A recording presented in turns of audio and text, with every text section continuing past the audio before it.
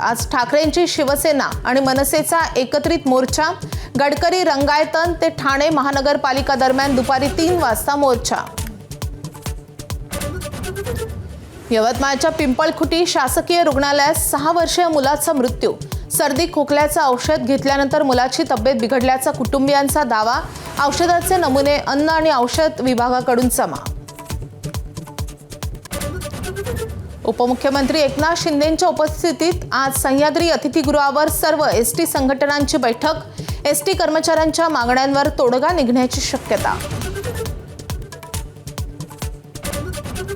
कर्नाटकात आरएसएसवरून राजकारण तापलं। सरकारी शाळा आणि सार्वजनिक ठिकाणी आरएसएसच्या कारवायांवर बंदी घालावी। मंत्री प्रियांक खरगेंचं मुख्यमंत्री सिद्धरामय्यांना पत्र। बिहार विधानसभा निवडणुकीसाठी एनडीएचं जागा वाटप निश्चित। भाजप जेडीयू प्रत्येकी 101 जागा लढणार, तर 6 जागा मिळाल्यानं जितन मांझी नाराज। पाटण्यामध्ये आज एनडीएची पत्रकार परिषद। दिवाळी सण अवघ्या 4 दिवसांवर येऊन ठेपल्यानं बाजारपेठा ग्राहकांनी फुलल्या। कंदील, पणत्या आणि सजावटीचं साहित्य घेण्यासाठी ग्राहकांची बाजारपेठांमध्ये तुडुंब गर्दी।